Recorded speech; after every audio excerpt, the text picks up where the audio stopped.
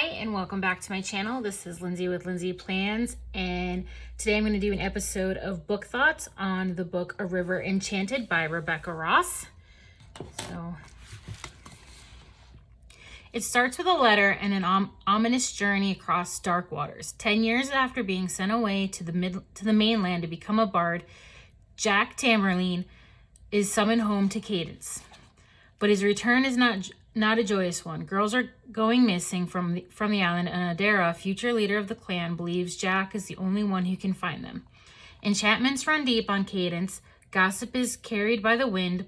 Plaid shawls can be as strong as armor, and the smallest cut of a knife can instill fathomless fear. The elemental spirits that dwell in every breath of air, splash of water, blade of grass, and flicker of fire find mirth in the lives of the humans. Kidnapping the Tamerlane girls is a step too far, though, and it is only through a bard's music that the intangible spirits can be summoned to explain where the girls are. Once childhood enemies, now unwilling partners, Jack and Adara must put aside their past rivalry to entice the spirits to return the girls. Yet as they prepare the songs, another enemy threatens the horizon.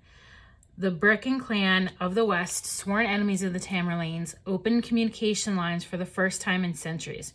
The timing is suspicious, but the Breckens, who have always been more in tune with the spirits, may hold another key that will help Jack and Adara. Facing the unknown from two sides, the Bard and the Heiress begin to see more in each other than they first realized.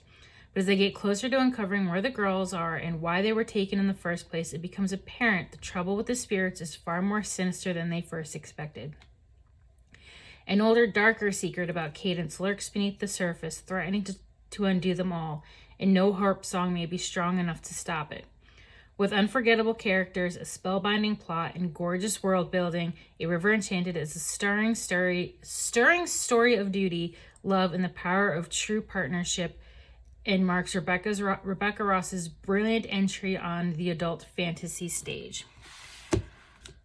This was a 4-star read for me, and the only reason why it wasn't a 5-star read is because I'm very reserved about giving out 5 stars. There's not many 5-star reads for me, period. I'm very picky there.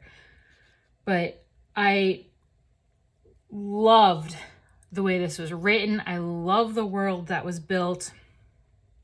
There was the fantasy and magical elements were very, very nicely woven in. It made sense to the world. It served purpose. It was just very well intertwined. The characters were believable. They were, I don't want to use the word likable, because to me, like, a solid character, even being able to be unlikable, is, to me, a good part of a good thing for a character as far as from a writing construct. So, like, I guess a better way to describe would be like the characters were real. They were flawed. They were human. They were very realistic. And that, to me, is very important. Character development or flat and stagnant characters really take away from a book for me. So the fact that characters are very, very important to me.